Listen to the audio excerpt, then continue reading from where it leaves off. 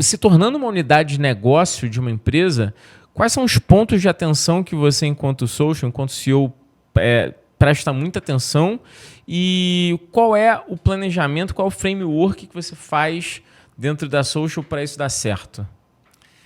O processo de full commerce ele é um processo médio, né? Desde a entrada de um processo, a gente inicia fazendo todo o desenho.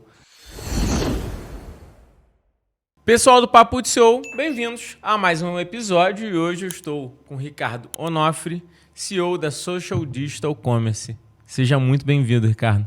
Obrigado, Dario. Obrigado pela oportunidade de estar falando um pouco da minha vida, do sucesso da Social nesses últimos anos aqui no Full Commerce. Legal. Ricardo, você atua em uma empresa que tá fazendo muito burburinho no mercado, né? Vem fazendo nos últimos anos, principalmente com essa pegada de full commerce. Eu queria que a gente começasse esse podcast explicando o que a Social faz, porque é algo bem específico e bem 360. Então, acho que vale a pena a gente contextualizar o que é esse full commerce que a Social entrega para os clientes.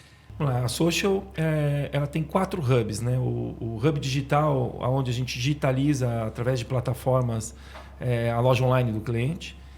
Estruturamos toda a parte de hubs e estruturas junto com os marketplaces e a flagship. Temos um hub de logística, onde nós fazemos o fulfillment, armazenamos os produtos de todos os nossos clientes. Temos um hub internacional, que é o hub de expansão, que a gente hoje tem operações fora do Brasil, América Latina, que está no processo de expansão nesse momento, que depois vai ser tema da nossa conversa aqui, imagino. E temos já operação hoje na Europa, em Lisboa e Estados Unidos. E temos o hub de Market Intelligence, que a gente tem uma agência voltada para dados, onde nós buscamos nesse ecossistema ter a melhor performance para que as nossas lojas tenham o melhor desempenho de vendas, fazendo um processo de ponta a ponta até o last mile, entregando no consumidor final.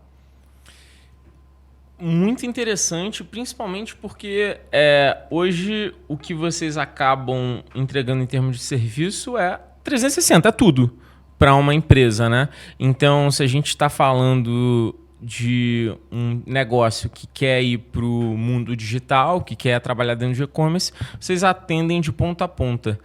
Que case é interessante que você poderia explorar aqui com a gente só para poder contextualizar, tangibilizar para quem está escutando a gente? Tem até um ponto que eu não citei, que a gente também tem um hub hoje de retail, que é trazer o varejo tradicional com lojas conceito, pop-up store, digitalizando os clientes. Um case, por exemplo, da Canon, que é um cliente que está há pouco tempo com a gente, acho que em torno de 6 meses, começamos a operacionalizar, onde nós vendemos toda a parte de tecnologia, impressoras, câmeras digitais, onde essa jornada do cliente é entrar dentro da nossa loja online, a gente impulsionar, trazer esse cliente para a loja com uma experiência de entrega personalizada. Então, a gente tem hoje serviços de retiro em 2 horas, através da nossa logística que fica centralizada em São Paulo. Temos entrega personalizada para esses clientes, que tem câmeras de 30, 40 mil reais. Esse é um case específico, assim, um pouco mais tradicional, que seria a venda da loja online com a logística integrada com um serviço diferenciado. E a gente tem um case para colocar o 360 da omnicanalidade, porque todos os nossos clientes hoje na minha operação, dentro das operações da Social, eles são 360, né? A gente desde montar a loja online, armazenar, fazer todo o processo, inclusive de saque, CX, logística reversa, quando se tem algum problema específico ou uma desistência da compra, nós fazemos toda a tratativa de venda fiscal e entregando esse produto ou recebendo esse produto de volta do consumidor final. Mas a gente também tem um cliente hoje, por exemplo, que é a Shop Vinho, que a gente tem uma omnicanalidade nesse cliente, onde eu cuido da loja, nós temos loja online, loja física e uma pop-up store que a gente opera para esse cliente, digitalizando todo o processo e entregando para o consumidor também o produto, que é sempre a linha final desse processo, né? Boa. Como que a Social surgiu no mercado? Como é que vem a história da empresa?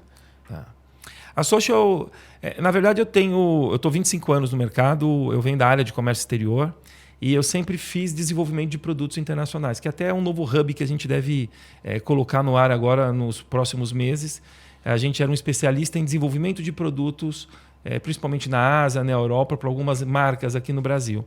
E eu sempre tive trade company nos Estados Unidos, em Hong Kong e em Santa Catarina, voltada para alguns benefícios fiscais, de ICMS, isenção de IPI também, que nós tínhamos, que hoje não tem mais, o STF teve um outro entendimento da questão do IPI. E a gente vem proveniente dessa área. E a gente já fazia muitos projetos de B2B de forma muito organizada, né? Porque nós tínhamos já WMS, uma logística integrada em Santa Catarina, onde nós já fazíamos esses projetos entregando para os clientes B2B com uma operação estruturada fiscal que ficava muito mais rentável com os benefícios. Esses mesmos clientes começaram a pedir para que a gente se digitalizasse, que ajudasse eles com o e-commerce.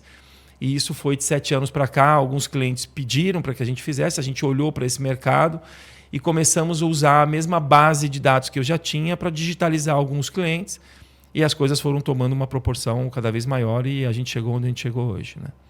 Legal. Então, a ideia surge muito com esse teu background logístico e essa sua facilidade de digitalização versus a demanda que o cliente acabou trazendo para vocês, né? De estar dentro desse ambiente digital. Isso foi mais ou menos que ano?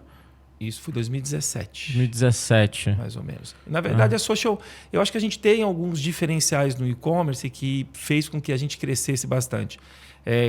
Quem é do mercado de comércio, da área de comércio exterior ou trabalha com trade company, sabe o quanto que é importante entender da área tributária, dos benefícios e do melhor caminho para poder importar e trazer um produto, sendo que muitos produtos, inclusive os produtos todos que estão aqui na nossa mesa hoje, são importados. E eu acabei criando eu tenho um conhecimento muito amplo nessa área tributária, de benefícios, e isso eu consegui auxiliar muito bem os nossos clientes, buscando a melhor alternativa tributária, que esse é o primeiro ponto, fazendo compra e venda local, né, que existe esse modelo de negócio no full commerce, mas olhando, às vezes, uma isenção de não pagar uma substituição tributária, ou então um TTD, que é um tratamento tributário diferenciado, que a gente tem por um imposto muito específico, porque você paga menos imposto na saída, e nos tornava muito competitivo. Eu acho que esse foi o grande diferencial que fez com que a Social surgisse com tanta força, porque ela tinha um conhecimento mais amplo, que envolvia entender de logística, que era um know-how muito forte que a gente tinha, já expedindo milhares de pedidos naquela época no B2B, e aí fizemos algumas adaptações no B2C para que a gente pudesse continuar atendendo bem esse mercado. E os números da Social pularam vertiginosamente em 2019, né? Vocês tinham aí um transacionado de 70 milhões, foram para 750 milhões. Assim, foi um crescimento muito astronômico. O que você acredita que foi a mudança de chave para você sair de um patamar para um patamar tão elevado em termos de GMV, de movimento transacionado tão grande? Eu acho que tiveram alguns fatores, né? A Social, ela tinha uma estrutura bem montada e um conhecimento muito amplo fiscal e de logística. A gente tinha muito know-how dentro dessa área, que sempre foi um gargalo na área de e-commerce, né? Então eu me encontrei com pessoas que eram brilhantes, né, para poder me trazer bons resultados de ads, de campanhas, de trazer cliente para poder comprar o produto, mas não tinham tanto conhecimento de como entregar isso em tempo hábil e de forma viável. E isso eu acho que foi um grande diferencial que a Social teve através do conhecimento que nós tínhamos desse mercado. A Social começou a ter um crescimento grande porque nós focamos também muito no middle market, na indústria e no middle, e as grandes empresas, outras empresas focaram em grandes empresas, e é um ecossistema muito pequeno, né? São poucas empresas trabalhando nessa área. A gente focou muito em atendimento, em ter uma personalização no atendimento junto a esses clientes, que é muito necessário. Hoje você tem, quando um cliente passa para você a responsabilidade de vender e fazer as vendas online, você tem muitas estruturas que você cria dentro da empresa, onde está tudo centralizado num lugar só. Então você tem que estar muito atento para que você tenha uma entrega viável. E também a Social pegou um boom do mercado, que foi a pandemia, que sem dúvida fez com que a gente se alavancasse bastante. A gente teve junção de algumas empresas, onde a gente acabou se consolidando como a segunda maior empresa de full commerce do Brasil, como a gente está até hoje, com o objetivo de começar a brigar com a primeira nos próximos anos, até pelo crescimento que a gente está tendo. E até assusta um pouco, né? A gente Esse ano, no primeiro trimestre, a gente já está tendo um crescimento muito grande e faz com que a gente sempre tenha que estar buscando investimento, ampliação, e a gente está ainda surfando essa onda de crescimento por conseguir hoje solidificar o nosso nome perante aos próprios clientes, né? Hoje os clientes são os nossos maiores indicadores de negócio, claro, pelo serviço bem prestado que a gente vem tendo nos últimos 2, 3 anos, né? E uma dúvida que acaba surgindo quando você fala de 360. Assim como vocês, fazendo uma analogia à Hyper, a gente também tenta ser bem 360 em projetos. Tem pontos positivos e dificuldades, vamos chamar assim, de ser 360. Pontos positivos porque você consegue realmente suprir o teu cliente de todas as formas que ele efetivamente necessita, né? E as dificuldades é que você realmente tem muitos pratos para girar. No seu caso, você tem uma logística muito pesada, porque você não só faz a dinâmica de agente, né? Você tem o espaço, né? Você aloca produtos para o cliente. Então, você cuida efetivamente da logística. Você é o estoque do cara, né? Eu diria mais, né? Você vira uma unidade de negócios da empresa. Exato. Né? Como é que é essa dinâmica e quais são as dificuldades e vou até reformular minha pergunta. Se tornando uma unidade de negócio de uma empresa, quais são os pontos de atenção que você, enquanto social, enquanto CEO, presta muita atenção e qual é o planejamento, qual é o framework que você faz dentro da social para isso dar certo? O processo de full commerce ele é um processo médio, né? Desde a entrada de um processo, a gente inicia fazendo todo o desenho nos workshops que nós montamos junto às marcas para montar esse processo de forma bem organizada. Como você falou, é uma unidade de negócio, automaticamente o cara passa tudo para você fazer e ele fica numa expectativa de ter bons resultados. Existe sempre uma expectativa da marca, né, na digitalização do que ele busca, e a social, junto com a marca, a gente faz um desenho anual do quais os objetivos que a gente entende que é possível traçar de acordo com investimento, produto, disponibilidade. E, sem dúvida, isso é muito bem desenhado nos workshops iniciais. Antes, até 3 meses a 4 meses, é o processo médio de uma entrada de uma marca numa empresa de full commerce. Entra a entrada do contrato e você entregar a operação 100% funcionando. E na logística, na verdade, a social tem, acho que um fator que é positivo. A gente sempre se preparou de ter excedente na logística, sempre ter um espaço para a entrada de novos clientes, até com o crescimento que a gente vinha tendo. E com o investidor que entrou na nossa empresa há 2 anos, a gente fez um desenho para sempre ter esse excedente e estar pronto para receber novas marcas, né? E fez com que a gente crescesse muito rápido e estando preparado. Mas o desafio é a personalização que você tem de cada marca. Cada marca tem uma necessidade, cada marca tem um formato de uma embalagem, de um produto. Mas a gente faz isso muito a 4 mãos. Tem clientes que ajudam a desenhar dentro do nosso armazém como que eles gostariam de colocar a marca. E tem as questões de ego. Um quer uma bandeirinha assim, uma cor, quer um espaço onde você vai fazer as armazenagens e os bins num formato muito específico. E a gente hoje consegue fazer isso alinhado ao cliente, as expectativas que eles têm de armazenagem, para que a gente possa buscar todos os nossos objetivos. Mas acho que o grande desafio hoje é você conseguir trabalhar antes, isso de forma muito organizada, através dos nossos PMOs, que fazem um excelente trabalho na empresa, no sentido de organizar muitos workshops e criar todos os processos, normalmente 3 meses antes. E aí a gente consegue fazer uma boa execução e entregar nos prazos que foram determinados, sem ter nenhuma surpresa. Você me citou PMOs e workshops. Me explica um pouquinho como é que é esse processo de implementação, o que você faz na prática assim que o cliente entende que ele vai ter a social como player da parte de e-commerce dele? Hoje, né, o processo acaba vindo da captação dos leads e de fechamento através da área comercial, através de feiras Sim. E também de algumas ações. Depois isso, automaticamente, no fechamento do negócio, vai para o nosso jurídico, que aí é um processo de troca ali para buscar o melhor contrato que agrade as duas pontas. Claro. E a partir desse momento, automaticamente são marcados alguns workshops. Então, acho que o pessoal tem que entender, né, os clientes que quando estão entrando nas indústrias e outros parceiros que buscam full commerce, que é uma unidade de negócio que vão ter todas as funções que tem na sua própria empresa. Então tem a área fiscal, a área tributária, tem financeiro, tem a logística.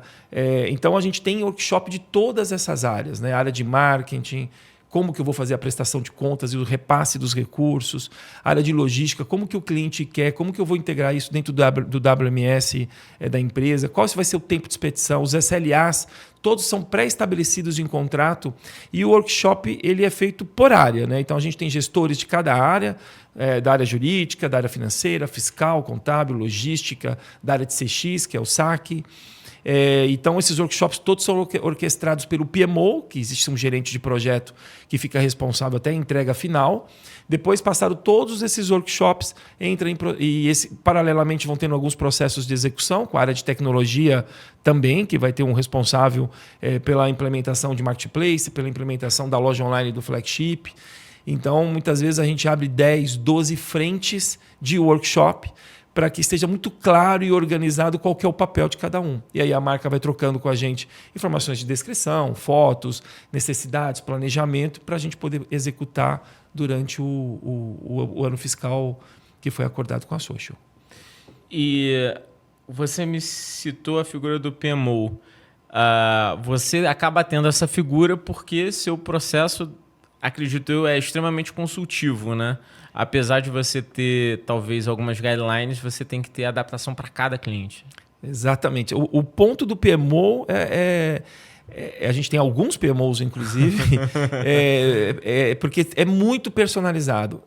E até assim, começa pelo contrato. A gente nunca teve um contrato assinado na empresa que fosse o mesmo de outro cliente. Cada cliente altera alguma coisa, ou tem uma necessidade específica, e isso automaticamente reflete no PMO, nos projetos e nos workshops, que são todos personalizados. Caramba, trabalho, hein? É bem trabalhoso. E quando a gente vai pensar em termos de modelo de negócio da Social, quando um cliente vai contratar vocês, o que ele contrata efetivamente em termos de negociação? Vou exemplificar mais onde eu quero chegar. Vocês trabalham através de Sussex Fee, vocês são contratados como uma BU e aí existe o pagamento de uma BU, existe um orçamento que ele põe lá, ou todo negócio tem que vir com a contratação do FII mais um orçamento para gastos inerentes à operação? Como é que funciona essa contratação? O que ele leva assim, e o que ele paga na real? A receita sempre é proveniente, o principal é a Success Fee, né? Mas depende dos contratos, você tem às vezes um mínimo garantido, porque tem muito espaço de logística, que hoje é muito caro no Brasil, que você ocupa. A gente sempre tenta trabalhar com o estoque o mínimo possível do cliente, tendo bastante giro, né? Porque o e-commerce tem que ter giro. O nosso propósito é ganhar em cima de vendas digitais. Nós somos um vendedor digital. E eu acho que tem 2 pontos que são importantes. O ponto principal, quando uma indústria ou um cliente terceiriza esse processo com o full commerce, é que a gente tem muita escala, né? Como os nossos volumes são muito grandes, eu consigo negociar muito bem no meio de pagamento, na plataforma, eu tenho um custo de logística também viável, eu negocio muito bem transporte, eu chego a comprar 2, 3 milhões de transportes anuais, já negociados no começo do ano. Então, a gente consegue ter muita competitividade. Então, esse percentual do Success Fee, ele se torna viável. E o outro ponto que, sem dúvida, é importante é o quanto que a gente virou um especialista em venda digital, que muitas vezes dentro de uma indústria que está focada no B2B ou em outras operações, é difícil ela conseguir, dentro das mesmas estruturas, ter equipes que pensem uma para o consumidor e a outra para o trade marketing. Então, a gente acaba se tornando um especialista digital e tendo muito mais resultado do que se tivesse dentro de casa. Então, o teu modelo é Sussex Fee com o mínimo garantido e você consegue trabalhar todas essas frentes que o e-commerce necessita. Como que hoje você vê o teu cliente ideal? Quem é o cara que te contrata? É uma enterprise? É middle marketing? Quem é? A Social, como eu te falei, a gente começou muito focado no middle marketing, né? Que era um mercado que não era trabalhado. A gente se consolidou como talvez a principal empresa hoje, acredito, de vendas no middle market. Mas a Social tomou proporções de tamanho que acabaram. Eu acabei de citar uma grande empresa como a Canon, que nós começamos a fechar alguns contratos de 1 ano e meio para cá, de grandes empresas hoje, de grandes multinacionais, empresas que faturam bilhões, que também nos contratam. Então, hoje, a gente tem tanto clientes de middle, como nós temos grandes empresas que buscam essa solução da social, porque a gente consegue ser muito mais eficiente do que eles dentro da própria operação, né? E você citou, inclusive, que vocês pensam muito em expansão internacional. Como é que está isso dentro do teu roadmap e o que vocês já estão fazendo? Na verdade, assim, nós sabemos que tem muito que crescer aqui dentro do Brasil. O mercado digital ainda, principalmente na indústria, é muito pouco digitalizado. Então, tem bastante oportunidade para todas as empresas de full commerce no Brasil. O que acaba acontecendo quando nós fechamos algumas operações, quando você é bem sucedido aqui no Brasil, principalmente as multinacionais, eles pedem para que a gente faça operações em outros países. Então, por exemplo, eu tenho 2 ou 3 contas que entraram recentemente que me pediram para entrar no México, Colômbia e Chile. Então, a gente é meio que empurrado a uma expansão mais dedicada para esse processo de atender essas contas específicas. O que a gente tinha feito inicialmente, isso já vai para 2 anos, que nós saímos na frente, foi montar uma operação de full commerce na Europa e fazendo operações de Lisboa e fazendo cross-border para as marcas, porque lá é um pouco mais equilibrado, né, as questões de frete e custos, para toda a Europa. Então, hoje eu tenho operações de marcas que eu levo do Brasil para a Europa, para Lisboa, faço toda a parte também de armazenagem, no mesmo formato que eu tenho de full commerce aqui, e vendo para toda a Europa. E nós temos também a operação nos Estados Unidos, que algumas marcas pediram para subir em marketplace. Então, nós subimos hoje em alguns marketplaces nos Estados Unidos, nossa operação, que hoje estava em Miami, foi para Orlando e está voltando para Miami agora.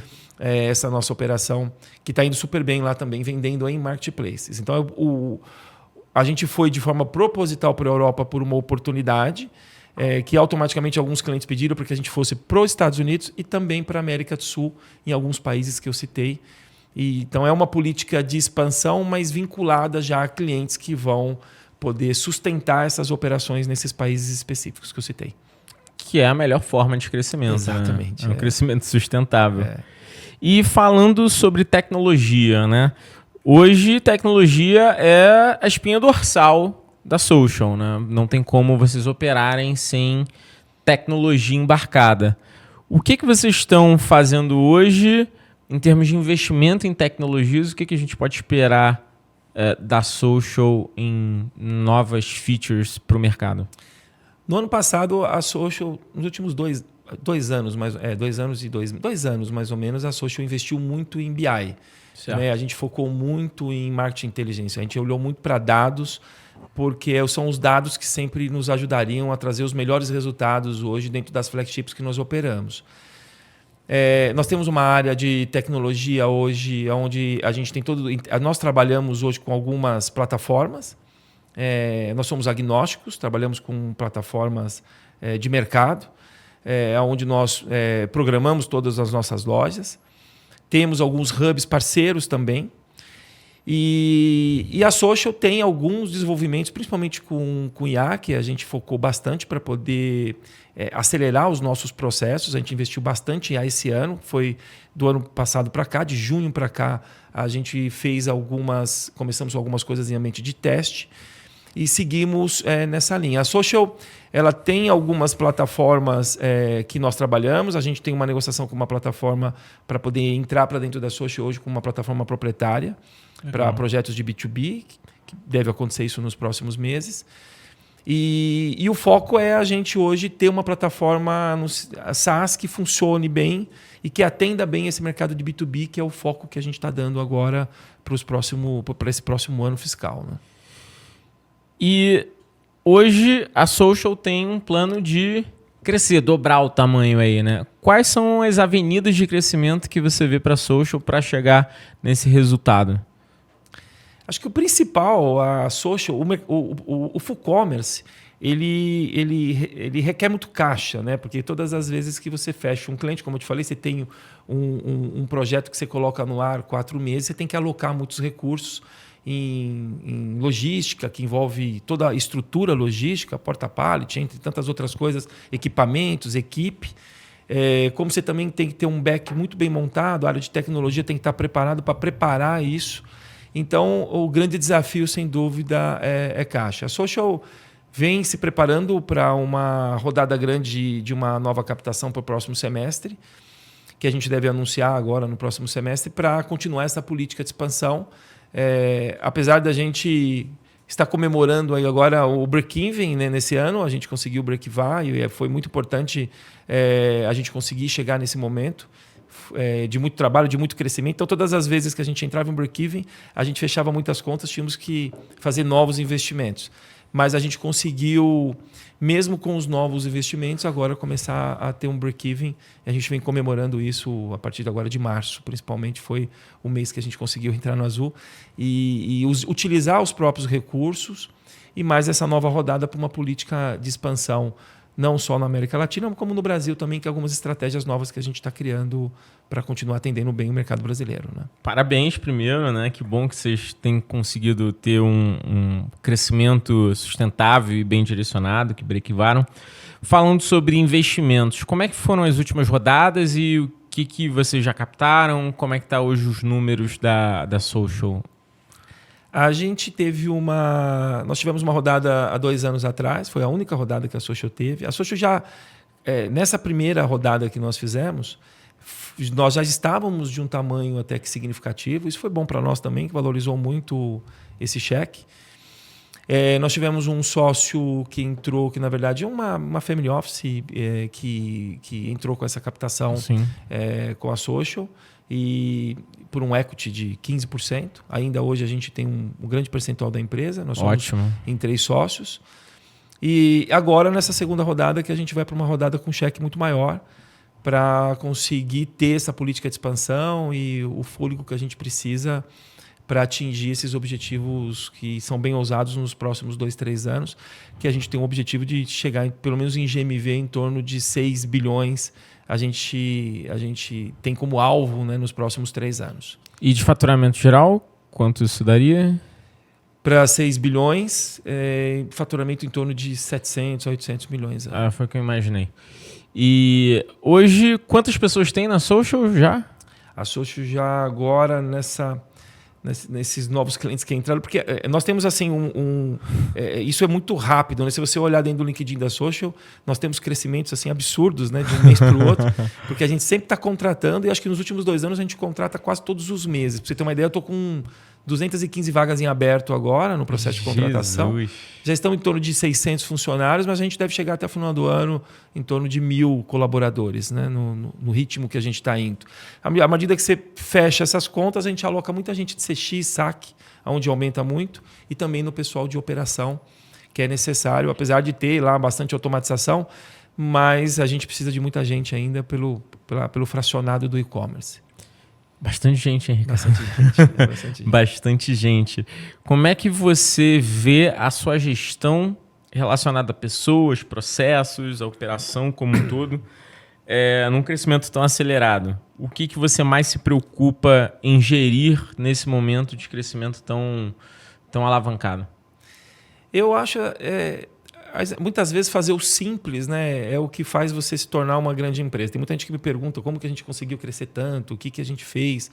Eu não acho que a gente foi brilhante. A gente tem uma cultura na Social, que foi algo que eu sempre trabalhei. Hoje o RH é ligado a mim.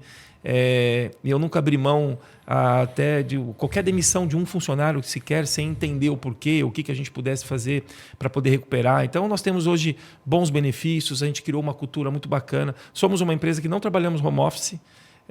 Hoje temos um sistema híbrido com 1 dia somente.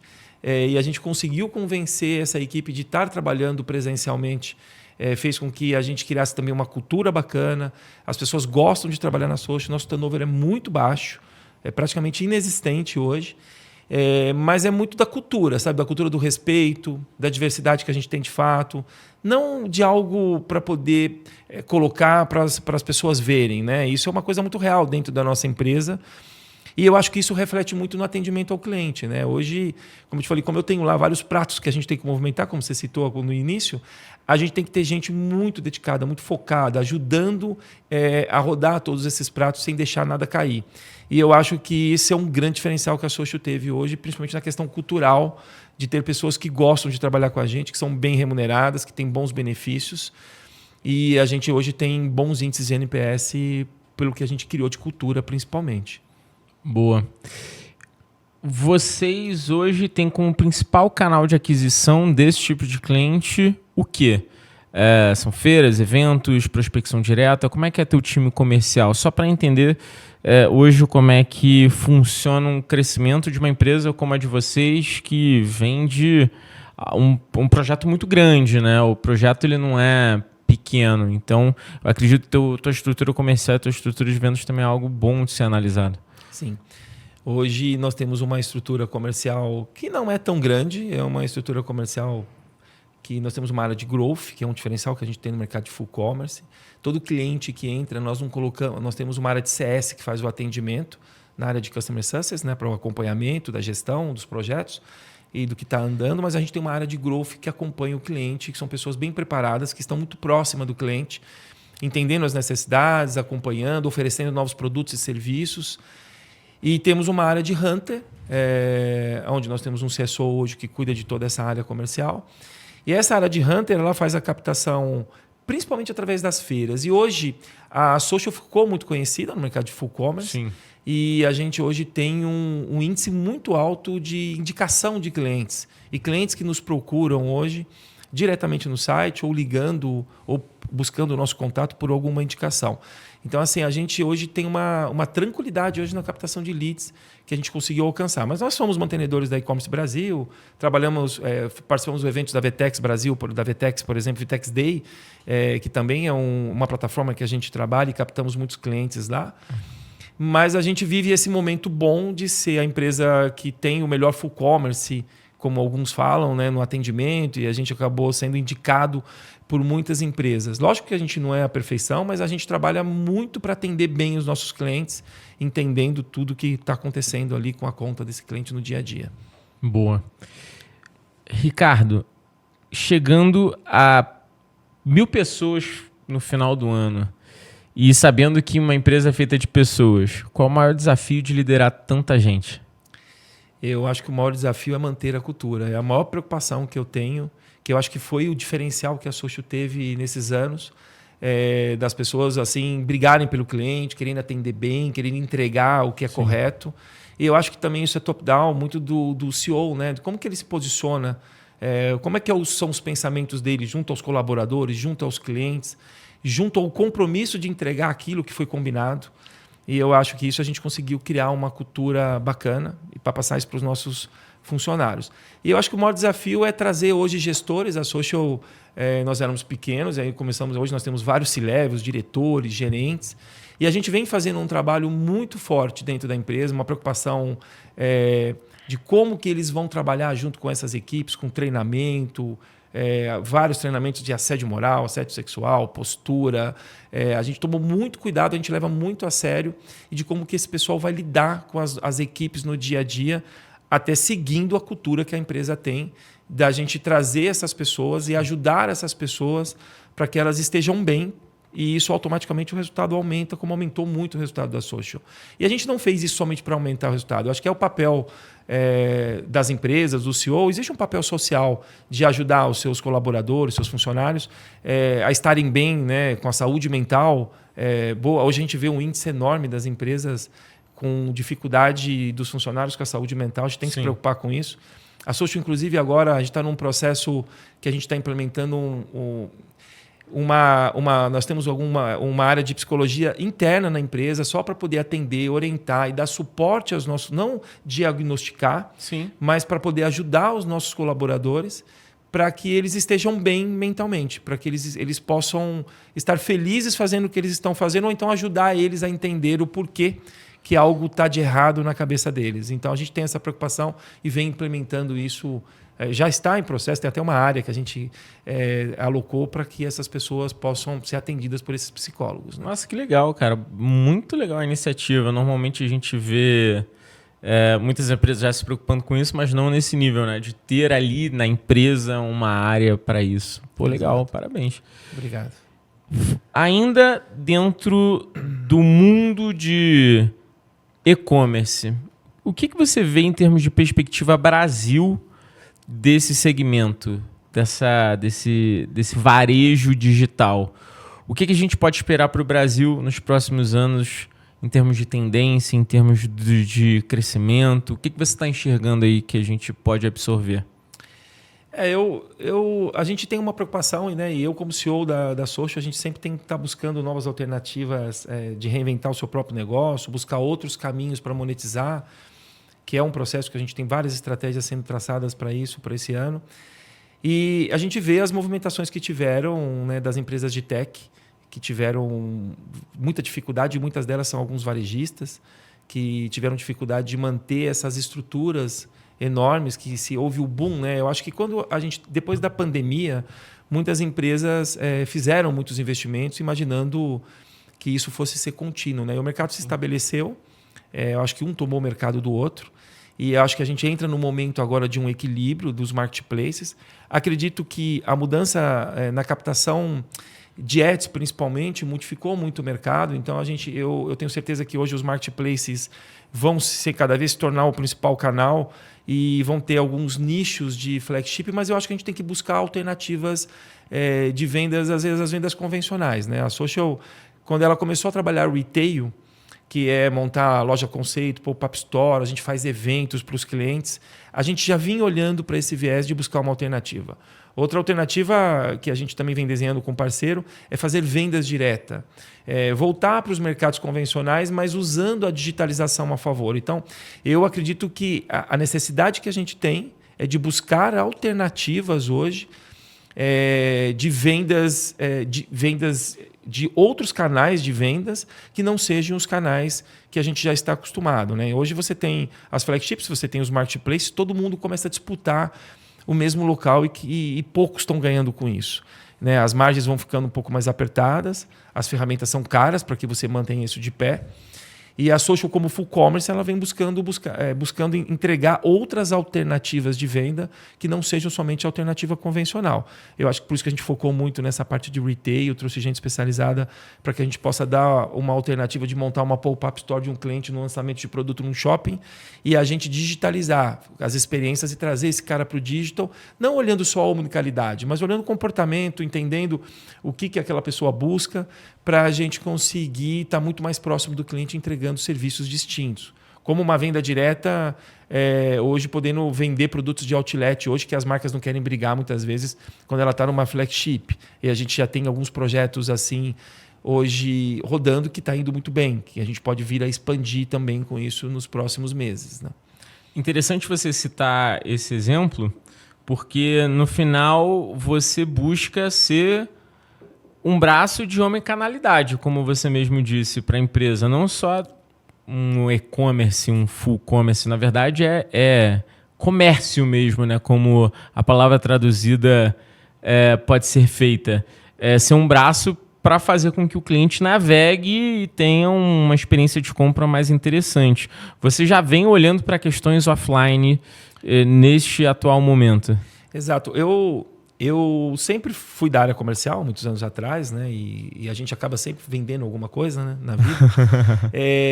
E eu conheço o mercado tradicional, né? O mercado tradicional de vendas convencionais do varejo, que você oferece um produto B2B. E eu venho trabalhando muito com as empresas e a gente olhando para o mercado offline para a gente poder trazer como é que a gente vende hoje no offline. Como é que a gente digitaliza esse offline sem perder as características. Então, a gente vem criando estratégias com algumas indústrias, buscando alguns caminhos que são caminhos convencionais de venda, mas de alguma forma que a gente possa digitalizar, trabalhar esses dados para que eles possam também vir para o digital. Mas a gente não pode abrir mão do offline. A gente tem que buscar alternativas do offline tradicional, que pode ser uma venda direta, pode ser uma loja de rua, pode ser uma pop-up store, pode ser um evento específico. Nós temos uma empresa de vinho, por exemplo, que nós fizemos alguns eventos em hotéis que nós convidamos das 50, 60 clientes nível A, que a gente fez uma degustação com um jantar especial, com uma pessoa famosa lá que cozinhou para eles. Trouxemos lá o enólogo que assina o vinho e foi um sucesso e a gente conseguiu vender mais do que a gente venderia numa loja um mês inteiro num evento de 2 horas. Então esse é um dos exemplos de coisas distintas que você pode fazer com um produto para a gente fazer algumas experiências, algumas que estão dando certo a gente replica para outros clientes e outras a gente inviabiliza, né?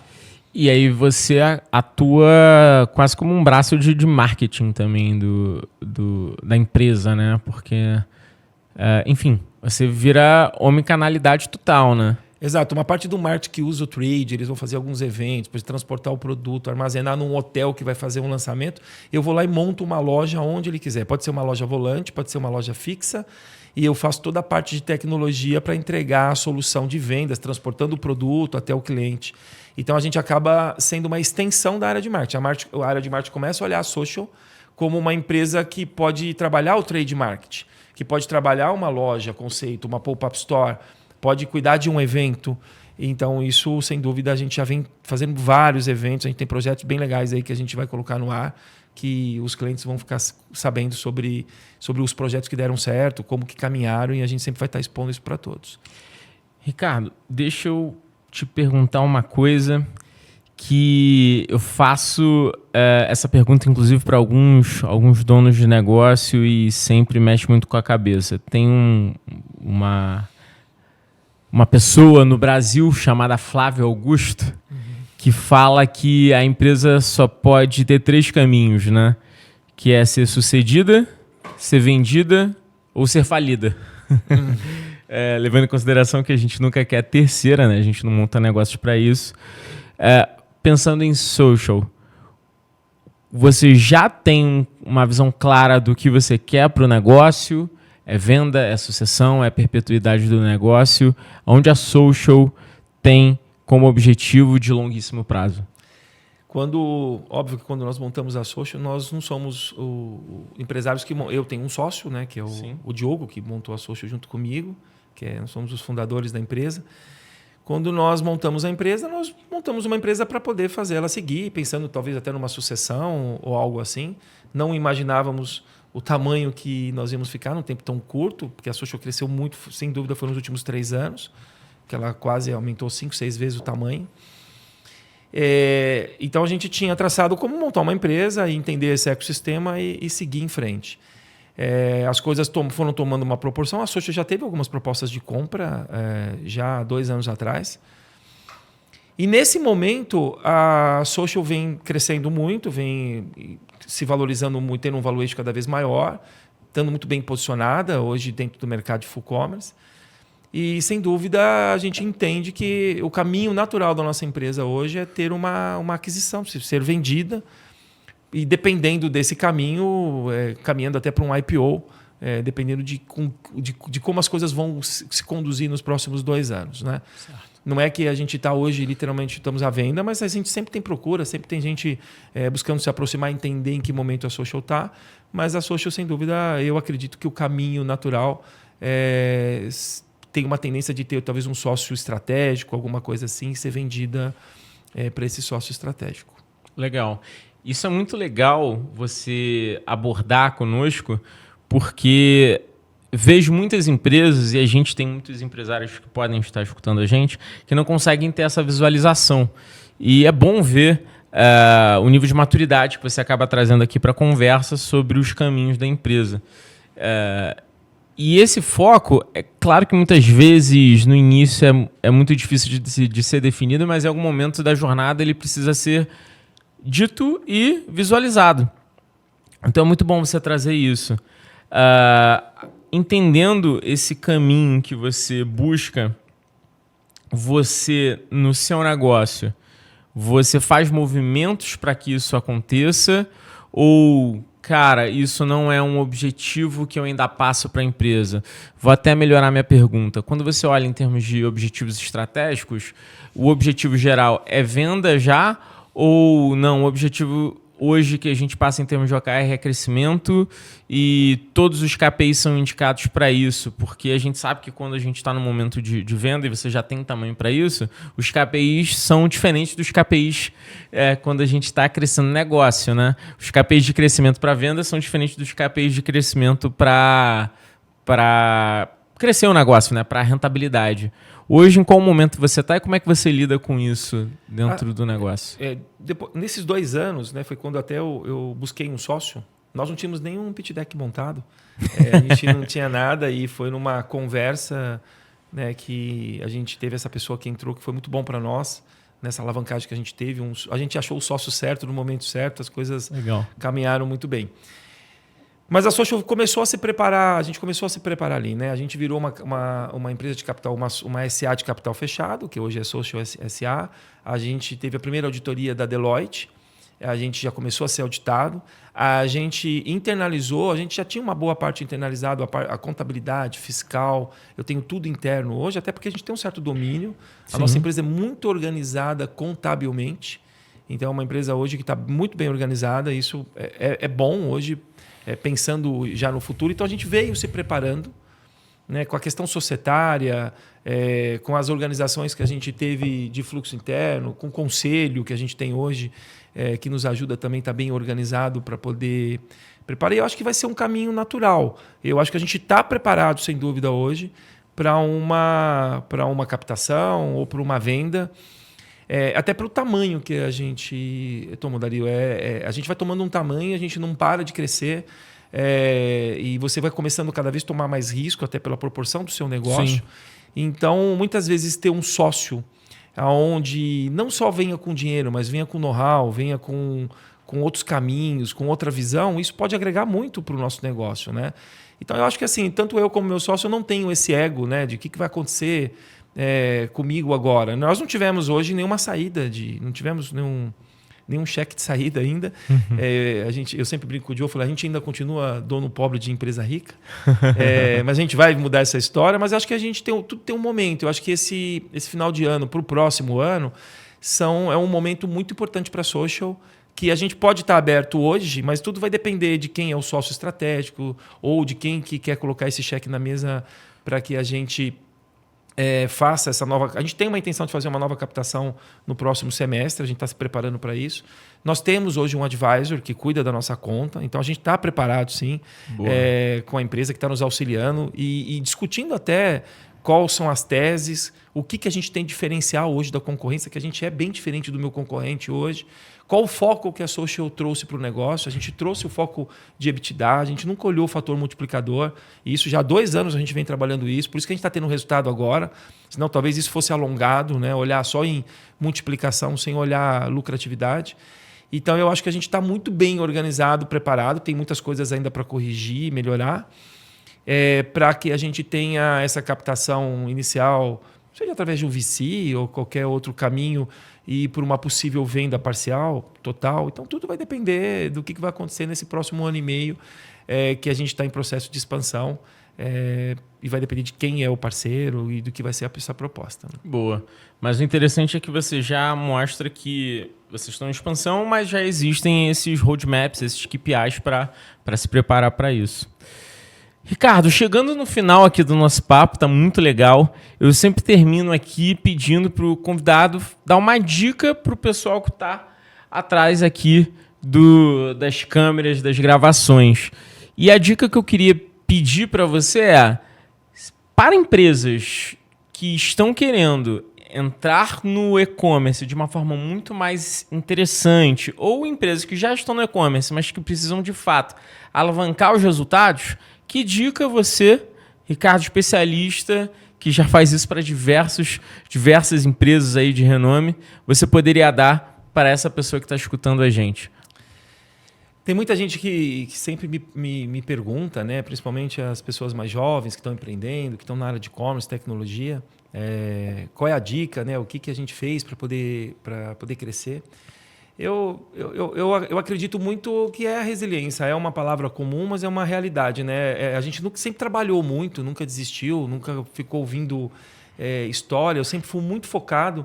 A Social, para vocês terem uma ideia, acho que de 1 ano para cá que a gente começou a aparecer, num podcast tão importante quanto o de vocês, a gente não é que não tinha oportunidade, mas a gente focou muito em trabalhar o nosso negócio. Eu acho que isso que é a grande diferença. A diferença é o foco que você dá para o teu negócio, o quanto você se dedica. E eu acho que não tem uma fórmula mágica. O e-commerce, ele tem muitas oportunidades. Eu acho que tem muitas empresas hoje que trabalham mal o e-commerce, não se aprofundam em determinados assuntos. Você tem hoje agências e agências, a gente procura ter a excelência naquilo que a gente entrega. E eu acho que o conselho, o principal a gente ainda acaba buscando as melhores alternativas entre erros e acertos, mas é sempre ser muito resiliente. Eu dentro da nossa empresa, eu acho que uma coisa que mudou bastante também o nosso histórico foi a gente contratar pessoas que eram muito melhores do que eu, que entendiam muito melhor do assunto.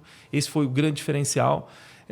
E a gente começou a ter pessoas C-level, diretores muito capacitados, e esse foi o grande diferencial, né? Então, às vezes, uma empresa, que foi uma coisa que eu contratei por último, talvez o conselho principal de uma empresa que está crescendo em e-commerce é você ter lá um cara de operações, um CEO do lado do CEO, para que ele possa medir os KPIs, para que ele possa estar do seu lado ali, fazendo as coisas encaminharem bem, que é isso que vai te trazer, sem dúvida, o melhor resultado junto com a resiliência, como eu te falei, que é uma coisa que a gente sempre esteve ali muito focado, nunca desistiu e conseguiu ter bons resultados.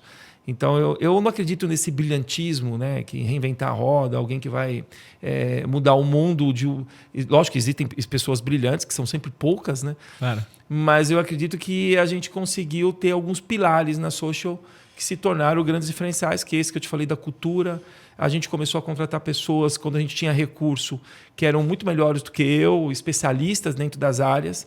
E a resiliência, o quanto que eu sou dedicado e focado, como acho que todo empreendedor, né, que a gente trabalha muito, foca, luta, e a gente chegou onde a gente chegou, e eu acho que a gente deve voar voos longos ainda com essa estrutura que a gente montou. Boa. Legal. Pessoal, esse foi o Ricardo, CEO da Social Digital Commerce, uma empresa de full commerce que vale a pena você conhecer. Ricardo, não sei se você quer deixar aqui as redes da Social para a galera seguir também. Se alguém quiser ter mais informações, fica à vontade. Vou deixar o LinkedIn da Social, que é Social Digital Commerce. Nós temos também o Instagram, que é Social Digital Commerce. E o nosso site, que é socialsa.com. A gente está à disposição, qualquer necessidade. Vou deixar o meu LinkedIn também, que é Ricardo Onofre. Está fácil de encontrar no nosso o meu LinkedIn. Qualquer contato, qualquer necessidade, eu estou à disposição. Muito obrigado. Viu? O meu vocês já sabem, Dario_Pérez no Instagram, Dario Pérez no LinkedIn. Se quiserem também conhecer mais sobre a Hyper, Universe Hyper no Instagram e Hyper no LinkedIn. E não deixem de seguir e compartilhar o podcast para a gente ter mais e mais gente boa aqui, para a gente poder compartilhar insights. E claro, se vocês quiserem também saber muito mais informação, quiserem trocar ideia, vocês sabem que vocês podem ir no Instagram, me mandar um DM que eu respondo todo mundo pessoalmente. É isso, pessoal. Até a próxima. Tamo junto e fiquem ligados para mais um episódio que vem mais coisa boa aqui no canal. Então, não deixe de seguir. Tamo junto.